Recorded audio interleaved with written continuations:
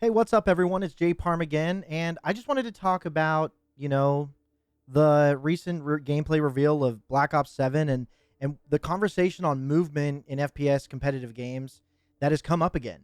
What is too much movement, and where's the beginning and end of skill expression? If we take a quick look at the progression of COD's movement over the years, along with some other games to see whether the complaints are valid, or if it's just the natural progression of FPS games as a whole that has brought us to this point. Movement has always been one of the biggest factors that separates casual players from competitive shooters. It's, like the invisible skill ceiling that dictates how fast you can learn, react and express yourself in a match. And in a series like COD, where time to kill is incredibly fast, movement can literally make the difference between a death and, a highlight. But with every new entry, players ask the same questions. Is this too much movement? Is the skill gap fair? And is this even Call of Duty anymore? The early Call of Duty titles like COD 1, COD 2, and World at War, and even the original Modern Warfare, kept movement simple. You ran, you crouched, you prone dived. Sprinting was relatively limited, and there wasn't much room to outplay someone with pure movement. The focus was on map knowledge, positioning, and raw aim.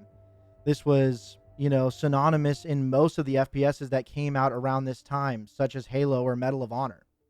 But even here, skill expression started to show itself. Drop shotting became infamous, going prone mid gunfight to throw off an opponent's aim.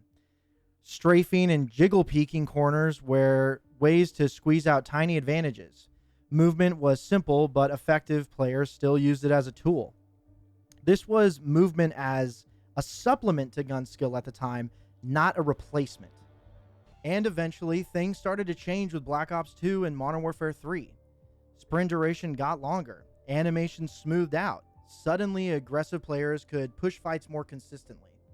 And then came out Advanced Warfare in 2014, the game that completely shattered Call of Duty's movement ceiling.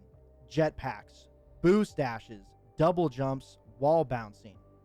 Movement was no longer just an assist to aiming. It became its own skill category.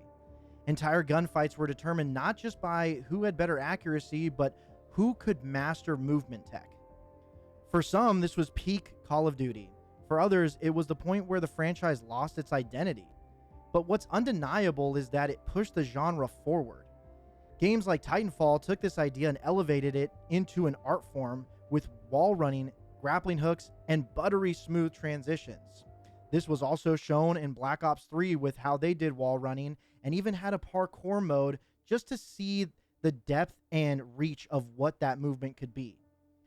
Movement wasn't just a mechanic anymore, it was pure skill expression. But of course, not everyone loved jetpacks. And after years of complaints and what was essentially a failure that was Infinite Warfare based on the trailer reception, Call of Duty World War II brought the franchise back to the quote unquote boots on the ground, sprint, crouch, slide, back to basics movement. The problem, though, once you give players a taste of extreme mobility, it's hard to go back to that. Even in grounded CODs, players looked for ways to push movement expression. Slide canceling in Modern Warfare 2019 basically broke the engine's intentions. Bunny hopping returned in full force. Players used every exploit possible to maximize their ability to reset gunfights and dodge opponents. Movement wasn't going away, it was evolving, even when the devs tried to tone it down. This leads us to the big question that, the reason why I even wanted to make this video. What is too much movement in the FPS competitive genre? From a competitive standpoint, movement should create a skill gap without breaking readability. When you watch a pro match, you want to see players outsmart each other with positioning and timing, but also showcase their mastery of movement. A perfectly timed slide or strafe can feel like an art form. But when movement becomes so chaotic that even the best players can't track what's happening, it stops being skill expression and starts just being visual noise. Take Warzone as an example. In the original, slide canceling bunny hops and quick resets created a meta where the best players felt untouchable, sliding and moving around, healing and re-engaging and disengaging from fights. Movement was a weapon in itself.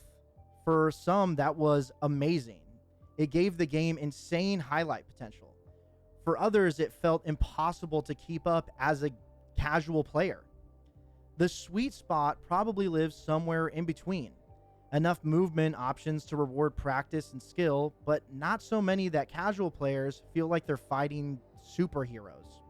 For me, one of the most important parts to remember that movement impacts more than just mechanics, it shapes entire play styles. In classic COD, you could succeed with very different approaches.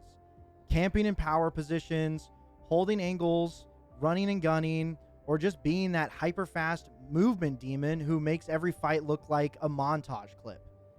When movement systems expand, some playstyles naturally get favored.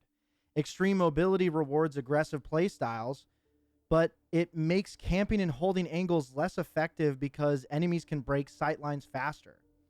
On the flip side, when movement is slowed down, campers and anchor players thrive while aggressive players feel like they're stuck in the mud. The healthiest systems usually allow all of these archetypes to coexist.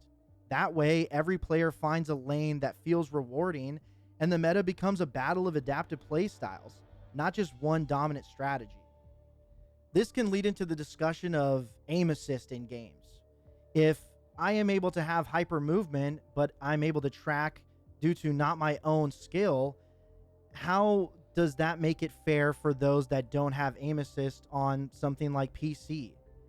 You know, the amount of tracking that is done in a slide, it takes effort, it takes skill. But if there's a removal of skill needed to do something, that makes certain play styles unattainable for some, and it makes others harder for other players. So what about Black Ops 7? The reveal shows a blend of grounded realism with advanced movement polish. It looks like what Treyarch is aiming for is that middle ground.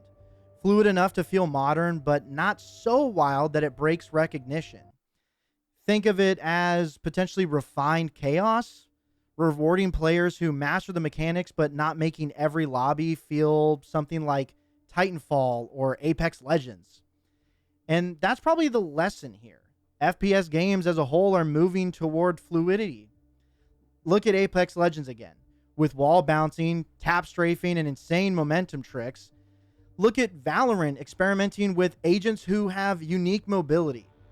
Even slower games like CS2 still revolve around mastering micro movements like counter strafing. Movement is no longer a bonus feature, it's a defining pillar of the FPS design. In the Black Ops 7 reveal, they discussed on how movement was going to be handled. They said that movement such as like tac sprint would be applied in perks and in equipment, such as the jump that they showed. But are we going to reach a point where the meta is defined and everyone who doesn't use certain movement mechanics is at a loss? Will every playstyle be able to be used? I think until we have the game in our hands, we won't know, but it is definitely a main concern for most players who are thinking about buying it, and for those who buy Call of Duty every year, wanting to know, what is this game going to be like? What is the movement? What is the play style going to be required of me in order for me to enjoy it and get the full experience? So going back to the original question of where does movement stop being skill expression and start being too much? The answer depends on, unfortunately, your perspective. If you love high skill, high speed gameplay, you'll always push for more options, more tech, more creativity. If you just want a fair and balanced shooter, you'll lean towards simplicity. The truth is, FPS games will always evolve toward more fluid and expressive movement. The bar has been raised, and there's no going back from that. The challenge for developers is balancing that freedom with accessibility so that new players don't feel left behind and veterans still have ways to shine. Black Ops 7 is just the latest entry in this tug of war between simplicity and expression. And whether you love or hate the direction, one thing's for sure: movement isn't going anywhere. It is unfortunately the future of FPS.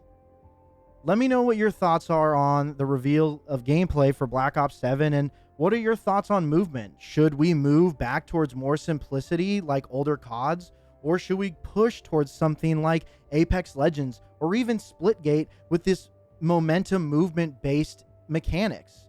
Once again, I really appreciate you coming out and checking out the video. Feel free to give a like and subscribe if you'd like to see more content. This is Jay Parm, and I will see you in the next one. Peace.